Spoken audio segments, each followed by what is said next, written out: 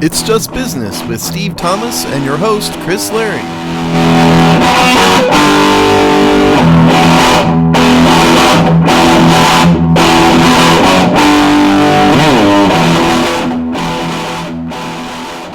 Hello, welcome to another episode of It's Just Business on the Hogside Network, the show where we look at the dollars and the cents of the sports media business industrial complex here in the waning hours of 2024. How you doing today, Steve? I am doing very well. I hope everybody had a very good Christmas or Hanukkah or whatever it is you choose to celebrate out there. For me, it's Christmas. How was your holiday season, Chris? It was pretty good. You know, we had a white Christmas upstate, so that was good. Otherwise, it was wonderfully normal. Yeah, it got a little bit cold here in Texas. It was down into the 50s, I think, for a while. I mean, that wasn't good. I had to wear long pants for at least a day over Christmas, and I didn't appreciate that too much.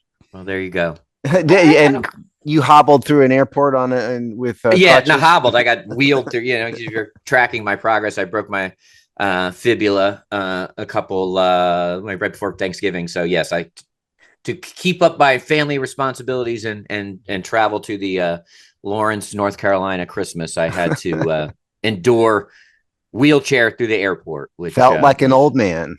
Yeah. Not something you're not proud of. When you had to do it.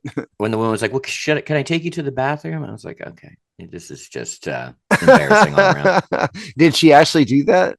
Well, she wheeled me to the entrance, you know. She didn't have to, wheel you in. No, she's like, this is as far as I can go. I'm like, it's good. And we're good. You know? She can't unzip your fly for you.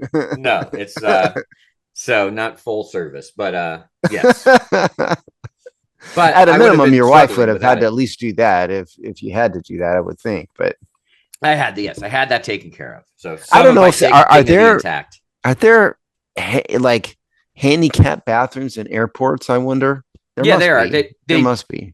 There are, but they also have the sort of like family ones, and those are they're kind of like all purpose. So like handicap family ones. So there's usually one of them. They're bigger, so they're kind of like one-stop shopping for a variety of people that need them. Yeah. Anyway, so happy Christmas and Merry New Year's. And for me, I hate New Year's Eve with passion. New Year's Eve is an introvert's nightmare, pretty much. And it is. It's terrible. And so I'm usually at home, which is what makes me happy for New Year's. But are you throwing a giant Lawrence Chris Larry party? I mean, no. We have a family and their kids that come up, and then another teenager. And it's usually a couple, random families. It's fun, but it's homebody, but just more bodies. Yeah, I want the less bodies part. I like the home part, but not the bodies part. I had to go to 2 office Christmas parties this year, and I was like, oh God, I just can't with this. They wear me out, man. Don't invite Steve to your party. Yeah, please don't. I'm fine. I appreciate the thought. That's enough. Because what happens to me is like after like some period of time, my mind just totally shuts down. Like you can't do this anymore, and then all I can think about is getting out of the room as quickly as possible. That's what happens every time. This is the life of an introvert. You would hate the annual Christmas party that my friends and I have been throwing for 25 years. I mean, if I was in New York and you invited me, I might attend to be polite if I didn't have something else to do that day, which I probably would. But I would bail after like 30 minutes. That's what I would do. It's a whole white elephant party in IMC, and there's traditions and chants. And You're talking about a Diddy white party? No. A white elephant party. I'm sorry. Yankee swap. Don't associate that. We do. Well, I won't. We do. One of the traditions is when there's somebody new for the first time, we do have a sound effect of the popping of the cherry. So I guess there are some connections. Was Jay-Z there? No Jay-Z. No, if that was the party, I would definitely be busy that day, Chris. I'm sorry to say. Yeah, I would. It would make you wildly uncomfortable. Oh, and we got to say congratulations real quick to Netflix for getting through Christmas Day without a hitch, or many reported hitches, I guess. It's a miracle, kids. They obviously fixed whatever they needed to fix in, what was it, a month or something like that? Yeah. Now, to be fair, I think at the top it was only probably just a little over half of the viewership. I think Meaning they that clocked at NFL 35 was million. half of the Tyson. Yeah, they said at max it was 35 million, and I think at max the Tyson was at like 65 million. So you are talking about different numbers, but Yeah, but yes, it still big sigh of relief. must have made the NFL, sweat bricks there for a while. And because you probably did you watch any of the NFL? I did. Yeah, I did. Uh, No, I had no problems. Who decides who is still putting RG3 on television? Okay, He was ridiculous. So And with Manti Te'o, the two biggest flameouts of the last 20 years, who wants to see them on TV? yeah, I didn't get the Manti Te'o thing at all. So I think Washington fans have an irrational bias against RG3, which I understand. But I think when it comes strictly to the football part, his views are pretty decent most of the time. He had sock tassels on. Well, I get it. And so, but he's a total like this goofball. Other than the football, I like his football. When he's talking football, he's good. But most of the problem is he doesn't talk football half the time. And Manti Te'o, I'll never understand. It's like, was there every other football player busy that day? Well, both of them. I mean, like, can we get some guys that were actually successful in the NFL to call? If they're going to put those guys in college, fine. But like, can we get some successful NFL players up in here? Yeah. Well, I mean, problem is Netflix has done 2 games, and they don't have a regular contract every week.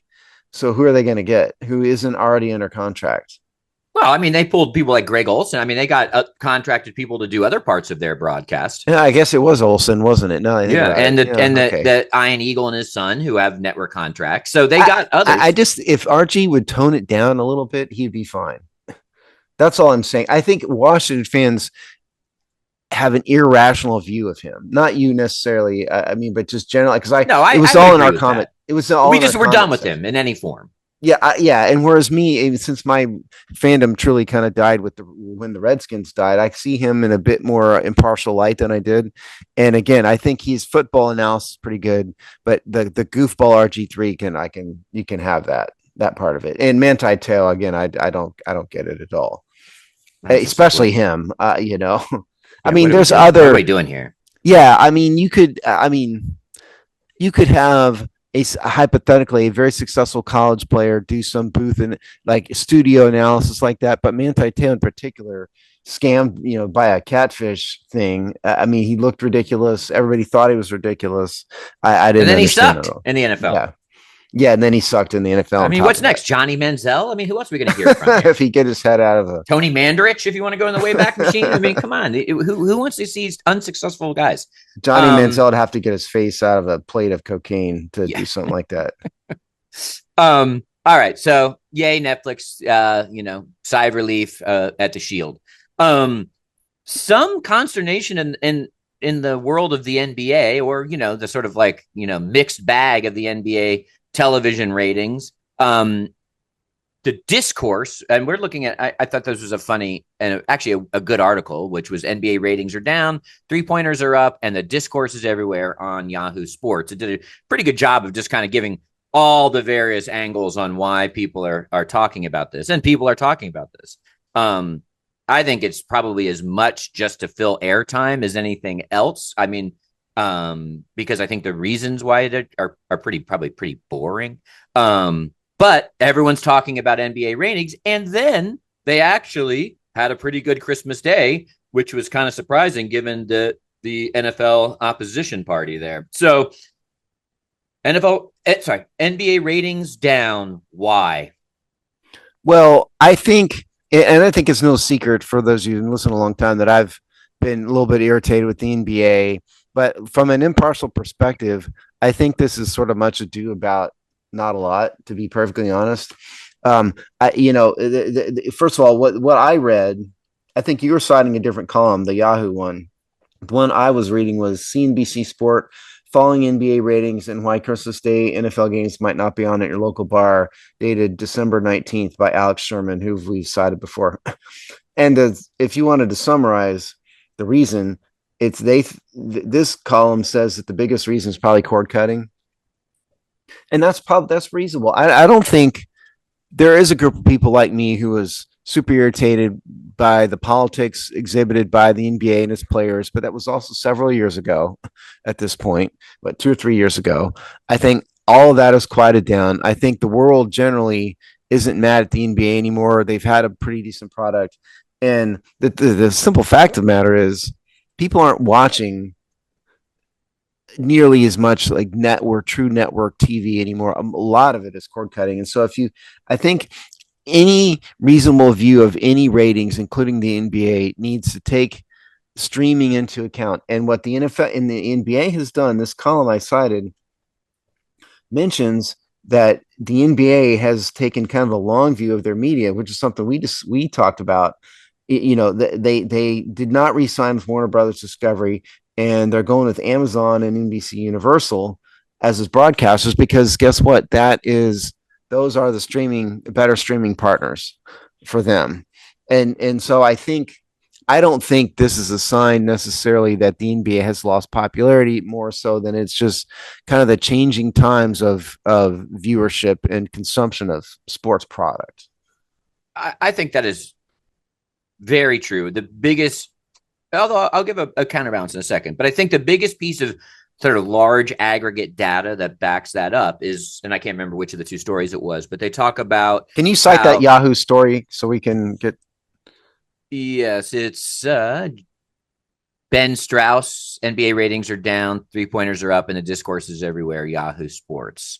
But they said Major League Baseball, NCAA tournament, NHL, and the NBA are all down about the same percentage. Right. So that tells me, okay, so that and those are sports pretty dominated in terms of their media currently, 2023, 2024, because things they're already shifting fast. We're reliant on cable. And so if you see all of those having basically the same amount of drop off, then it's not about where the 3-point line is, right? Or it's not about the politics of the thing that irritated me. Whatever, right? Not whatever about it is on any of those four sports, right? Like it shows you, okay, that's large data set aggregation. That's probably showing you a big reason why. So that's, I think, undisputable. However, I do think this is good for the NBA to have these wake up calls, because I do think that if you consider cord cutting to be, 65% of the NBA's problem, I do think that a lot of these conversations are valid. They may be downstream, but I do think they're valid. I do think I think the taking nights off, I think the 3-pointer, I think a bunch of these things are having an effect on fandom, and are smart for the NBA to be looking at. But I don't think this is any huge sign. And we got to remember, first of all, they signed a 10-year massive media deal. So they're fine, like they already got their money, right? So, and we're only 1 year, 6 months into that new deal, something like that. So we're not less than a year. We're seeing the old metrics not apply to the new reality. It's going to take a year or two to catch up to actually know how to monitor this, because they're fast. They're moving fast into the streaming, but we're in that in-between stage. Yeah. Two things. One, natural contrarians like me, I think all believe this. All these sports need to remember that people like me really hate it when athletes preach to us. I don't need to see high school graduate basketball players explaining politics to me, and it really irritates me when they do. And so I think that does turn off some small segment of society, and that's part of it.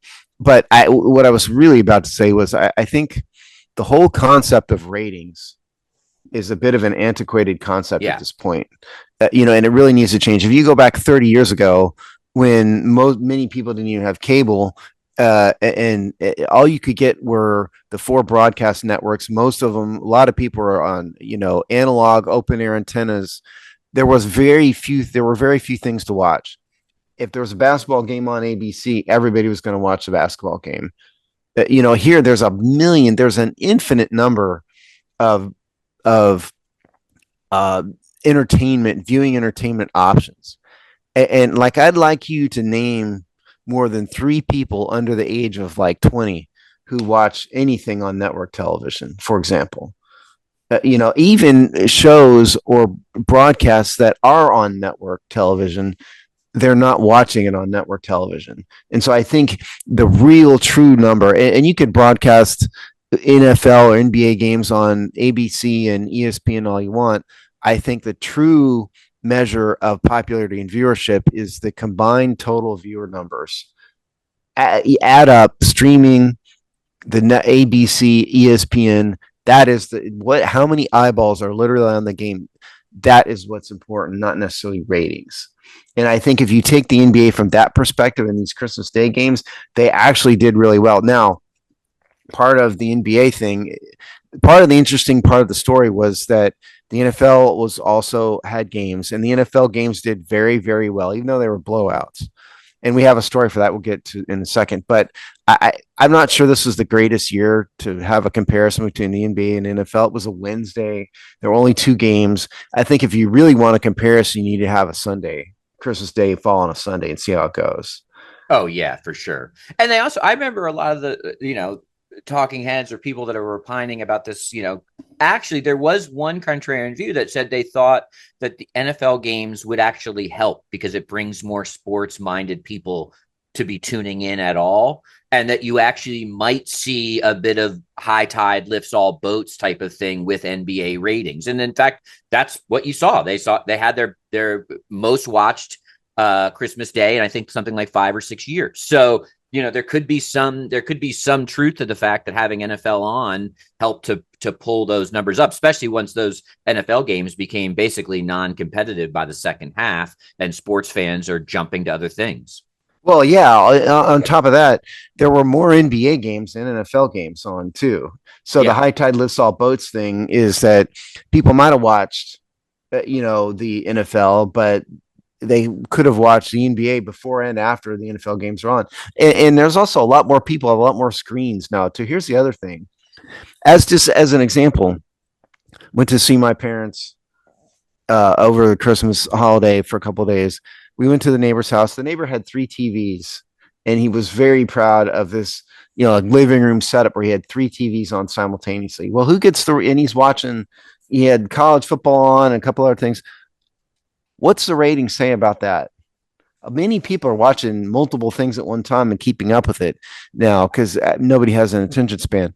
How does that count? This fall, I know there are all windows on my computer screen. I didn't have separate TVs because, and I know this is kind of first world problem that this guy was having. I get it. Yeah, no, but the point is the same. I just don't want that aesthetically. But I had 3 windows open watching World Series game, Capitals regular season game, and probably a Thursday or Monday night football game. So who gets your rating point? Yeah, I have no idea. Yeah, that doesn't who captures that? That's a great point. Yeah, and I think that's probably it's a first world problem a little bit, but it's small, but it's going to get more. It's going to be more because again, you go back 40 years ago, a lot of houses had 1 TV in the living room. That was it, and mom or dad got to decide, and that was it, period, not the end. Well, here there's a screen in every room and in every hand. Yeah. And none of that is captured really particularly well in ratings. The quick movie review, but not long, but I watched just a couple days ago, I watched the movie Saturday Night, which is basically about like the 5 hours before the premiere of the very first episode of Saturday Night Live. There's all the madness going on behind the scenes. It was actually a fun movie.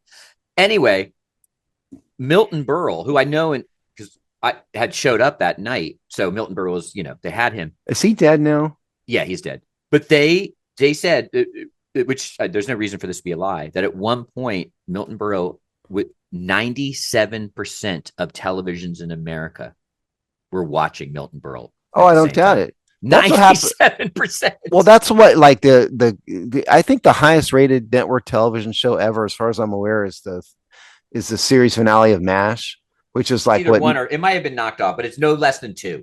Yeah, and that's in late 70s or something. No, like 80s. Was it okay? Yeah. Well, you put that on today, and it might be popular, but it's not going to have that level, that percentage of screens because there's so many more screens. It's like the Game of Thrones, like the equivalent into modern society would probably be the Game of Thrones finale. Yeah, which was nowhere near that kind of coverage. Right. That's exactly my point. Yeah. So if you want some numbers for the Christmas Day viewership, what I found was Sports Media Watch, NBA Christmas Day viewership highest in 5 years, 5-game slate nearly doubles last year's low by John Lewis, dated the 26th of December. Excuse me. So, okay. The 5-game NBA Christmas Day slate, this is a quote, averaged 5.25 million viewers across the ESPN family networks per Nielsen, up 84% from the record low of last year, and the league's highest average on the holiday since 2019, which was 5.34. I find that gap wild, an 84% increase. Yeah, I don't know what explains last year. I really don't.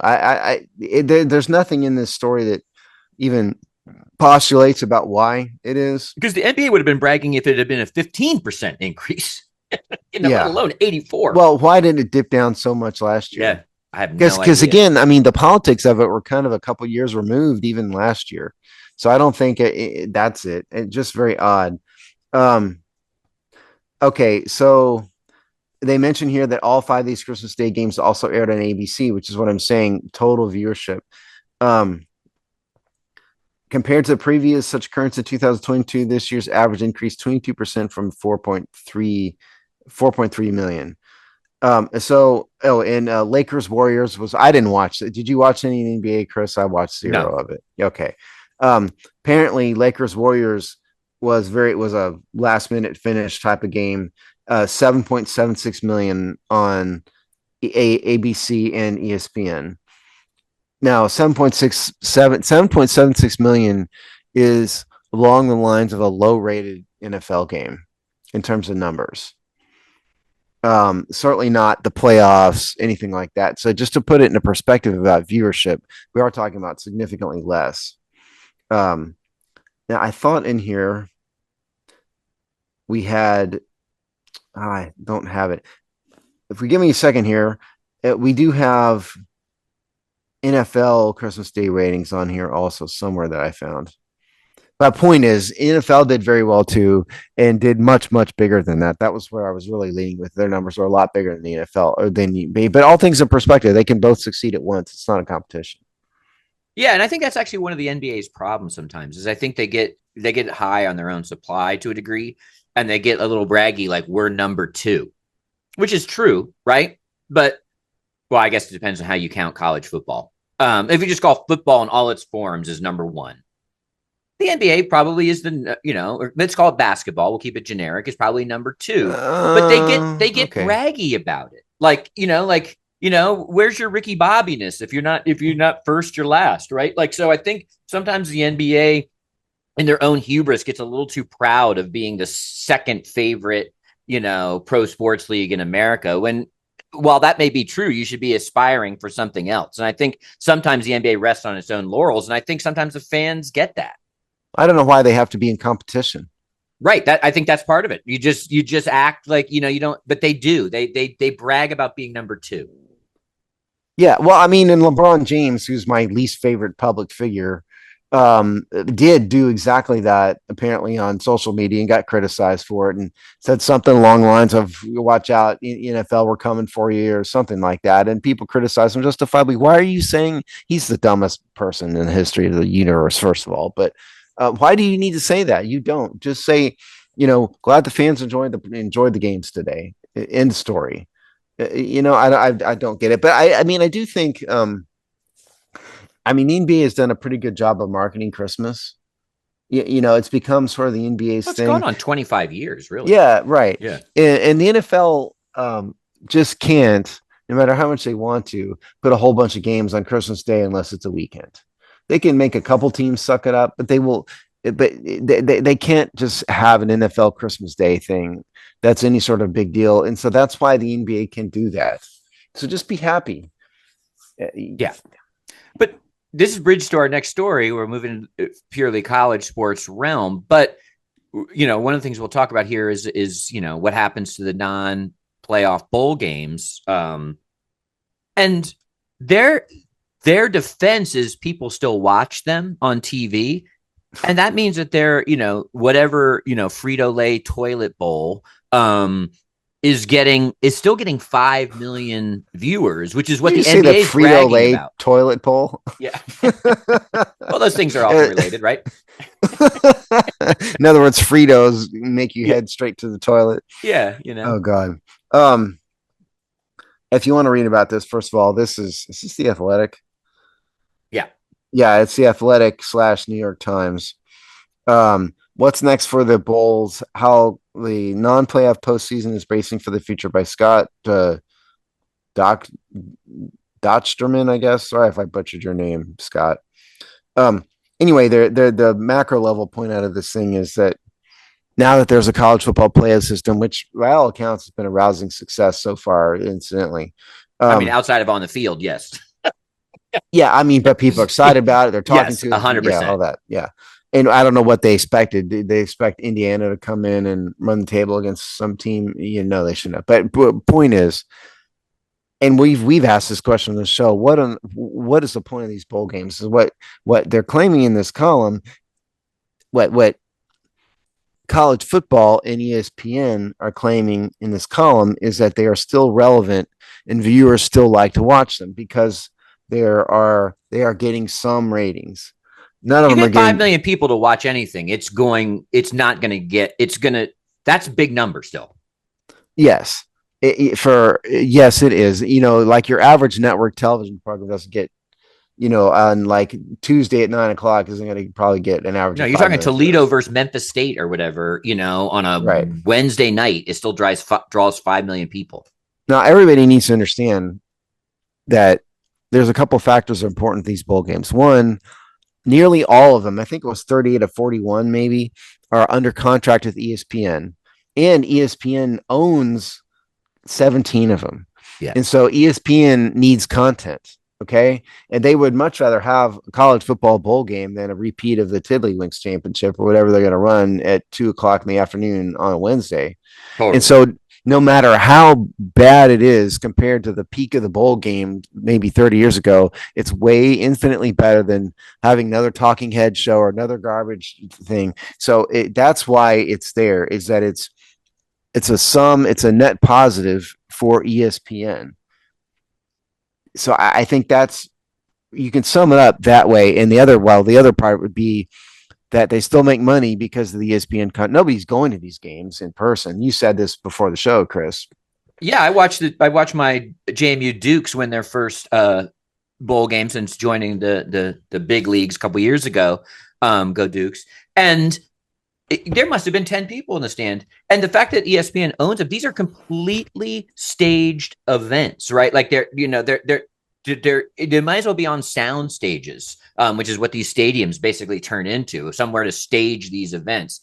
And we're only the first year into this expanded playoff bowl. And I think this will start to have if you start to track this over the next 3 to 5 years, you'll see these like nonsense bowls start. I think you'll see the ratings go down. So I actually think this article is smart if we want these to continue, and if you go from the premise that they do well on TV, so people want them to continue, they do have to fix some things because, and I think you almost have to even more embrace the artifice of these bowl games, and kill off all the tradition, which is already gone, right? Which is really these bizarre Byzantine matrix of who can play in what bowl games from what conferences. And that, to me, you got to just sort of like strike away all that oldness of it and basically reinvent what you do with these other bowl games. Do they become their own NIT style tournament?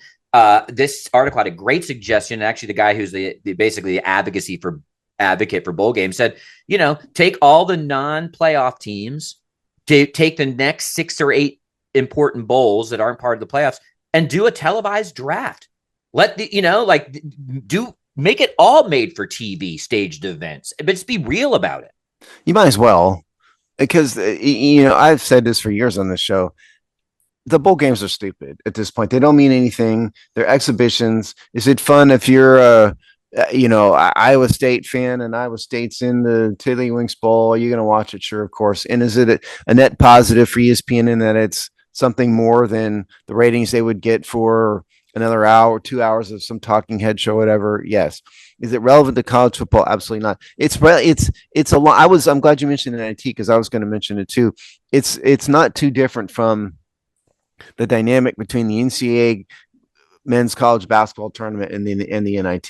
The NIT is where all the teams that didn't get into the NCAA tournament go. And 69th best college basketball team. And absolutely nobody watches it and nobody cares about it. You can see a story on it that says Georgetown won the NIT tournament. And that's it, period. That's kind of what bowl games are.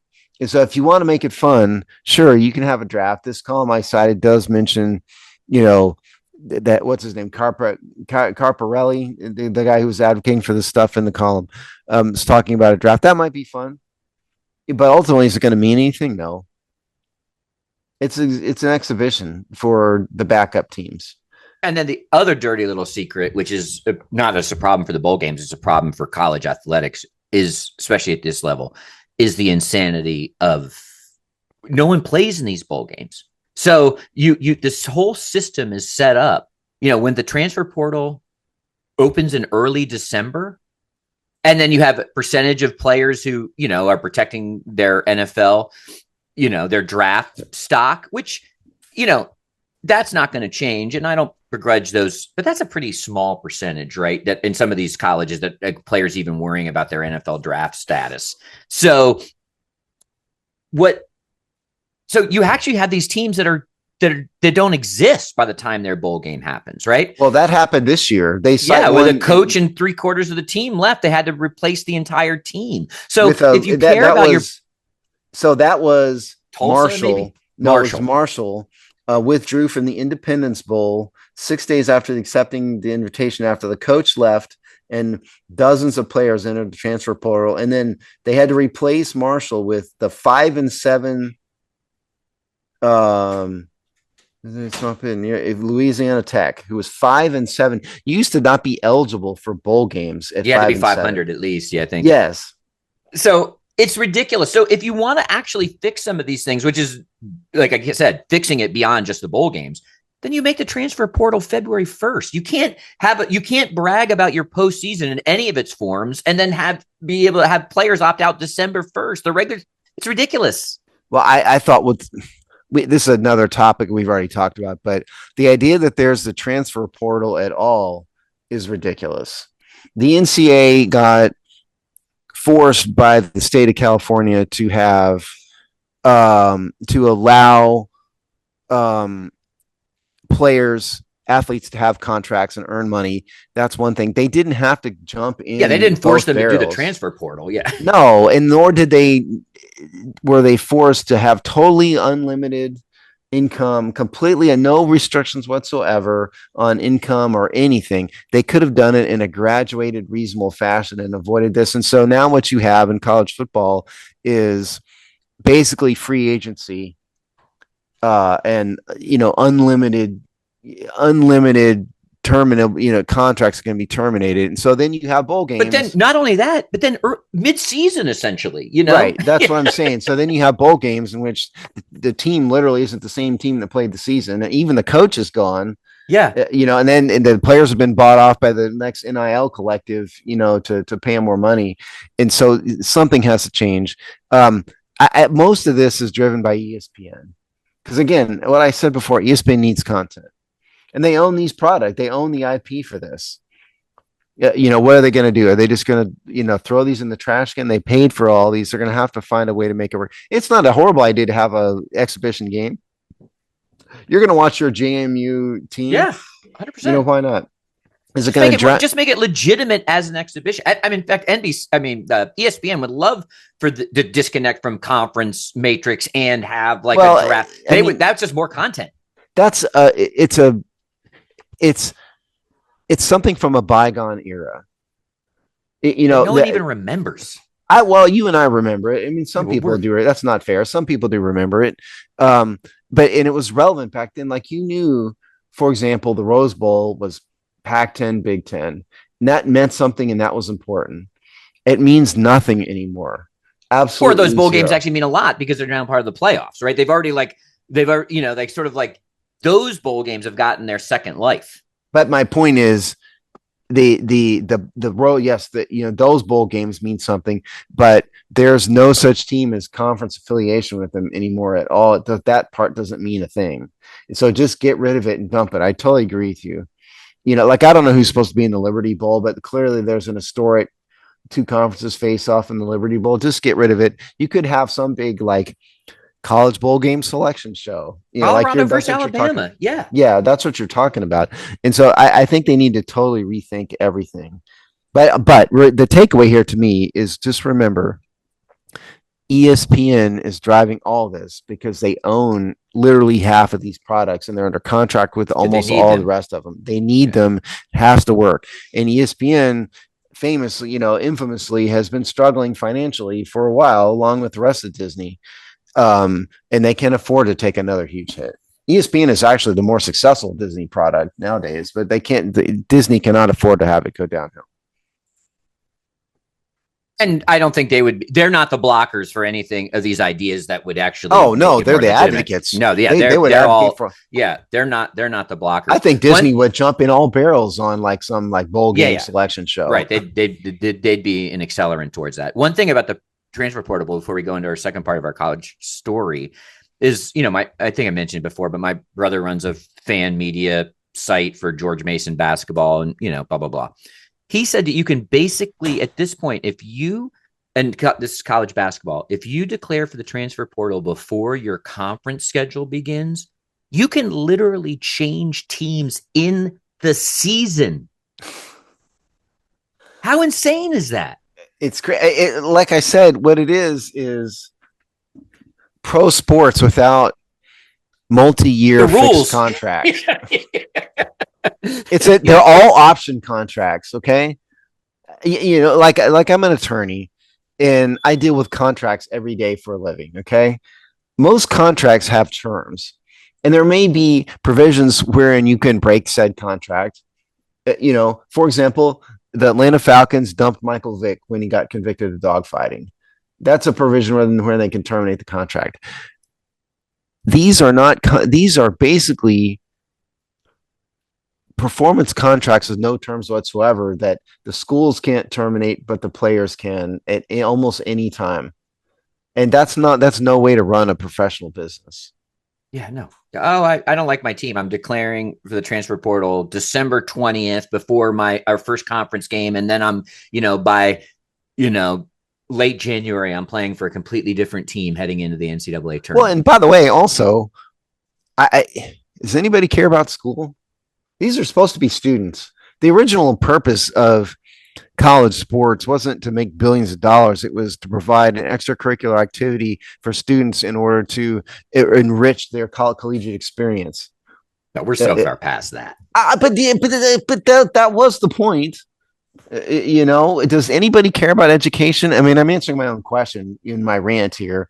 No, the answer is no. This is why I think just give up on the dream entirely. Why are we even calling them students? Don't even bother. You have you can play for Alabama. You have what I would do, have the Alabama sponsored football team. They don't have to be students. If they want to be students, they can. Just give up the charade and just call it professional sports. So towards that end, who was it that released this list of the highest valuations of college programs? Give me a second here. Are you finding it? Yeah, I didn't have it open either. We have a really cool column here, but see, we're vamping because neither one of us had it open. Is the problem. Here we go. Okay, I got it. Okay, this is CNBC. Ranking the top 75 most valued college programs in CNBC. Michael Ozanian, who we definitely have referenced before, what the top 75 college sports programs are worth. They published the whole list on this article, which you can get in our show notes if you want to go deep in looking at them. It's actually some fascinating little bits of data in here. But number one was Ohio State University, valued at valuation of $1.32 billion. All of this, this raises questions for me. And it says, by the way, their annual revenue is $280 million. That, I think, is along the lines of or more than an NFL team's annual revenue. Now we're not talking about just football. It's the athletic program. Okay. But what are they valuing exactly? This is Well, I don't even know how you apply these metrics to a university. Like That's what I'm saying. What are they valuing? What is the revenue? Yes, you can measure revenue well, look at the incoming. difference though. We're talking 280 million in revenue with a valuation of 1.3. So I'm not going to do the math real quick, but that's what, like less than a fourth of that? Yeah, I know. Like, I don't know where the number comes from. Are they valuing facilities? Well, the facilities are owned, in the case of Ohio State, are owned by the state of Ohio. And it's not they aren't facilities that are on the market and can be and should be valued in the same way that private assets are valued. And at the top 10, only one's a private university, that being Notre Dame. So 9 out of the 10 top ones are all state universities. Yeah, and even Notre Dame is a private university, yes, but it's not a true on the market business as like private equity can't roll in and buy, venture capitalists can't roll in and buy the University of Notre Dame Yet. It's not a true business on that. So this column does a very poor job of. Yeah, what's the formula? Yeah, how are they valuing these things? So you could take typically valuations, and don't ask me about specific numbers because I don't know, but typically like what Forbes is doing when they value businesses is taking the net revenue. There's a multiplier, a formula that they apply to net revenue, and then they value the assets, and that is how they're getting total valuation. Okay, just generally speaking. So I don't know what they're doing here because again, yes, you can measure revenue, but are they measuring the value of the stadium? I have no idea. So I don't know. I mean, they don't give you. No, they do not give you the formula. They No. talked about a little bit in the Ohio explanation. Oh, actually, while we're talking about like this is not a very well sourced or article. This is hysterical. Did you happen to read I'm going to read it out loud, but did you happen to read the correction at the bottom of the article? No, I didn't. Go ahead. So, correction. This story has been updated to correct the valuations of North Carolina State University, which is worth $481 million, and for Ohio State University, which is worth $1.32 billion. It also corrects the ranking of 16 schools on the CNBC's list and corrects that BYU is a private university. The story has also been updated to correct aggregate valuation data for the ACC conference, which is worth $10 billion or about $558 million per school. So there's literally the entire story. Yeah, with it. So that one, we don't really know what went into it, and then they have to retract, correct, or update large chunks of important data in their story. Yeah, so they try to go into some detail about Ohio State that makes no sense. What they say is the Buckeyes had $280 million in revenue in 2023. Okay, that we can measure. Other factors that help propel the Buckeyes to the top of the rankings are an alumni base of over 600,000, fan base of more than 11 million, boosters that donated nearly 60 million, and a football team that routinely has attendance of over 100,000 at its games. Well, the attendance at the football games is already counted. You're right. That's in revenue. The alumni base makes no. I don't know. Are you valuing people at some rate? Per person. Boosters. Donations from boosters would already be considered in some level in revenue. And I'm not sure you can. You should be counting promises of donations at all. They don't mention anything about the facilities. None of these things make any sense to me at all in here. So I really question this list. And the fan base, again, that counts in revenue. Your revenue is going to increase if you have more fans that watch the games. That's how and buy tickets and buy merchandise. They don't mention merchandise sale in here. You notice that? Yeah, I did because you would have thought, especially for like a program like OSU, that'd been the first big driver. Yeah, that's the first thing that popped in my head is merchandise. They don't even mention merchandise in here, but they're mentioning the fact that they have a fan base is somehow tied to evaluation. Yeah, are we aggregating the average, salary of their alumni base and then coming? And what difference does it make? Who cares? It doesn't. But is that how they're counting it? I don't know. Yeah, this is like CNBC's Kmart version of Forbes rankings. That's what this is. But another story that we looked at, which actually starts to explain why anyone's putting these lists together at all, right? Like that we're even applying these kinds of metrics, is that it looks like private equity looks to buy into college sports. So if you want private equity to start to sniff around, then you have to start having some kind of valuation basis for them to invest. Would somebody like to tell me what exactly private equity is investing in? What are they buying? I'm serious. This is another thing. What are they buying? You can't buy a piece of Ohio State. It's a public university. You probably aren't even allowed to buy a piece of a private university, given the fact that it's accredited, given the fact that it is funded in no small part by federal grants anyway. What exactly is private equity buying into? I'm assuming, if I take a stab at this, and if, by the way, this column, there's a column on CNBC for this. Same author, Michael Ozanian. Yeah, private equity looks to buy into college sports, dated December 19th. And they list a bunch of venture VC outfits, College Sports Tomorrow, Smash Capital. I'm assuming part of it would be merchandising. You can buy into merchandising, because I would think that universities probably manage their merchandise out of some sort of affiliated entity owned by the university or managed by the university at least. And so I would assume private equity rather, could buy into that. But beyond that, I don't know really what they're buying. They can't buy the facilities. They can't buy into ticketing. They can't buy into the university or the team itself, all of which are publicly owned. So I don't know what they're buying into.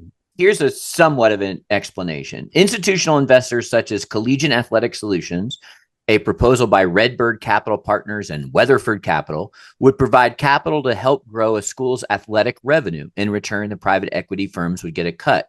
There is also a belief that the business acumen from outside investors could drive profits even higher.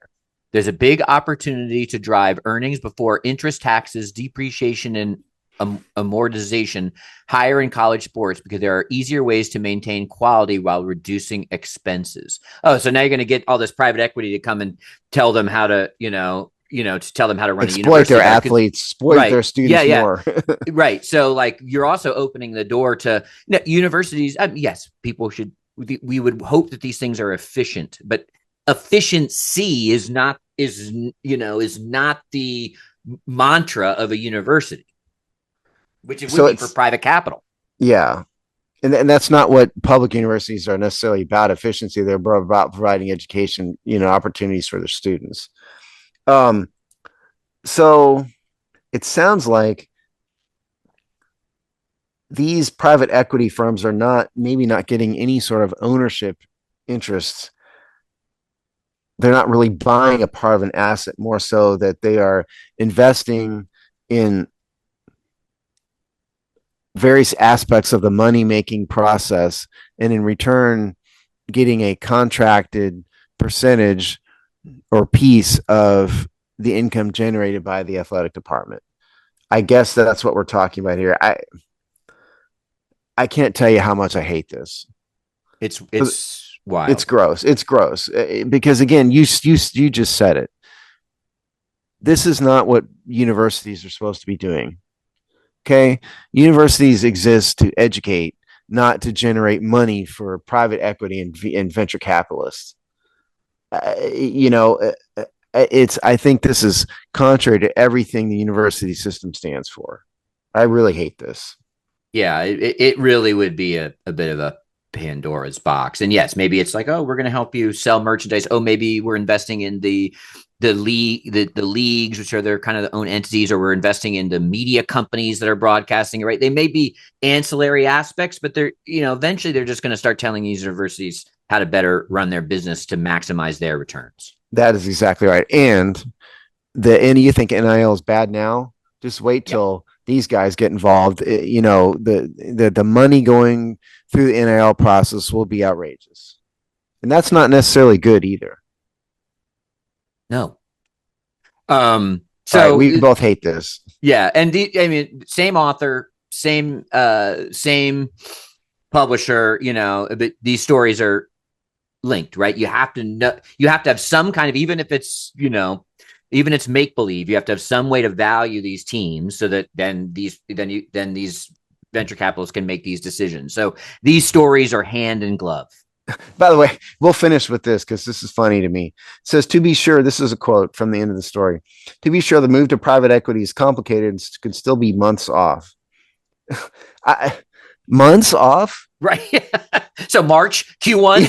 Yeah. I do individual real estate deals for buildings that only take months. Those are much, much, much, much less complicated than moving private equity into the public university system. And so the idea of saying it's months off means that nobody's paying attention to the complex nature of it. That's what it means. Right. Coming April 1st. That's exactly what he's talking about. Yeah. Anyway, so there we go. More rot from the inside on college athletics. We're moving on to maybe a more personal rot here. Is we kind of bizarre coda here, or it's unfortunately not update a coda, in the Dana Stubblefield criminal cases. He was somehow, it was declared a mistrial because basically because a officer or the police admitted that they didn't search his home as part of the criminal investigation because they thought they would get social, actually not social media backlash or backlash about doing that to a high profile, quote unquote, black athlete. So, and then preferential treatment declared a mistrial by an appellate court. Yeah, it's crazy. So go back in the Wayback Machine here. Dana Stubblefield got convicted in 2020, sentenced to 15 years to life after he got found guilty of raping an intellectually disabled woman by force using a firearm, false imprisonment. He lured this woman, according to the case, to his home with the promises of a babysitting job, which tells you that she was also young. And then he raped her by force. And so he got convicted of 15 years to life. He's been in jail ever since. Now, what happened here is that this is a California state case. California passed something called the California Racial Justice Act of 2020, which I guess I had heard of, but I had not done a moment of research into before this case. Oh, by the way, if you want to read about this, it's in a couple places, but what we read was on CNN. California appeals court overturns ex-NFL star Dana Stubblefield's rape conviction by Jimmy Barton. And so basically, if you can summarize the California Racial Justice Act, what they're saying is anything that law enforcement or the state does in furtherance of a criminal case that has to do with race is bad and can't be done. And what it really means is that the rules of evidence are going to be greatly expanded to allow in evidence of racial bias into a criminal case in the state of California, which doesn't sound terrible on its face, but the application of it is in fact stupid and terrible. So what has happened here is that, as Chris said, is that the police admitted in the case that they did not search Stubblefield's home like they otherwise would have to find the gun that he used to threaten this woman, because they were afraid of the backlash because he was a high profile African-American athlete. Now, the appellate court viewed that as a violation of the Racial Justice Act and tossed the conviction out entirely. The act requires that the case be retried, so the case will hopefully be retried. But although California is non-committal at this point. True. Which does that surprise anybody? No. But the really dumb part is that the fact that the law enforcement did not search his home is actually in his favor.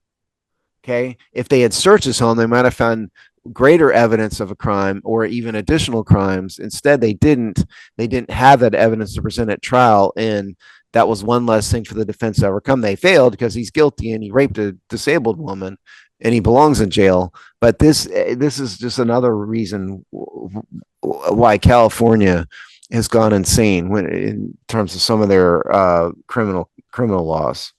It's No, it ridiculous. says he got preferential treatment. He did get preferential treatment because of his status, and the preferential treatment itself is why the court threw out his conviction. Tell me if that makes sense. No, it's definitely, it's what about the definitely a victim Mixoplex. here? Does anybody care about the victim? He raped a disabled woman, and nobody's arguing the facts. By the way, this is not a case of Well, his defense lawyer is. yeah, true, but the appellate court. What my point? I said it poorly. What I was saying was the appellate court did not view the facts as being in controversy here. The appellate court didn't say there wasn't sufficient evidence to convict him of the forcible rape conviction.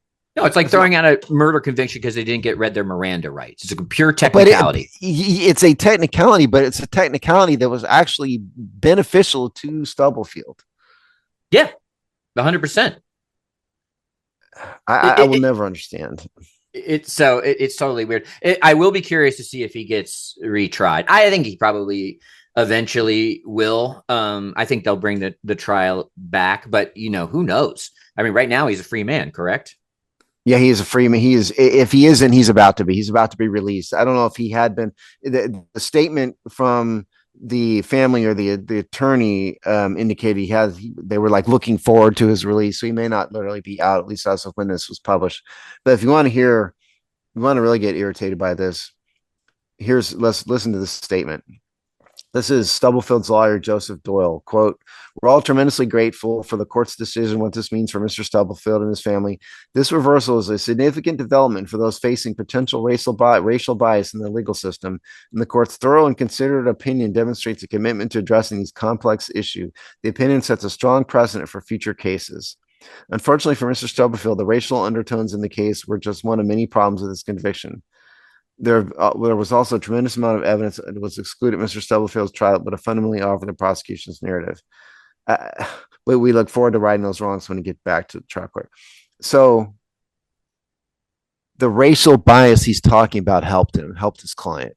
It's just the whole thing is gross. It's just awful. And again, like nobody seems to care about the victim here, the victim's family. She was raped. The jury decided he raped her. The appellate court did not disagree, and now her rapist is out or about to be out. It's absolutely for no reason. It's out. It's absolutely gross. So we'll see. There might be some update. Well, there'll be an update because they're either going to decide to retry him or decide not to retry him. They can't just, they're going to have to come out with a choice. I would hope to think that they would retry him. Hopefully, surely. I mean, this is not like, a situation where nobody was harmed. It's not like a holdup at a gas station. This is a forcible rape case of a disabled woman. So surely to goodness, any prosecutor who has a shred of common decency would retry the case. I would hope. We will see. We will see. Some exciting times in the Hogsty world, right? We'll see. By the time you listen to this, the playoffs might be within shot, but dubious or locked up. True. Either way, the fact that Washington has won 10 games, when you're as franchise as bad as Washington, that's a big deal. And winning 11 games would be the first time since 1991. Yeah. So it is an exciting time from Hogsty. You can hear about all of that on the Hogsty podcast, which is released every Thursday. And yes, we did record on Christmas Day because we're losers and get one out on Thursday. But we have that in all of our regular written content. All right. And we will see you in a couple of weeks.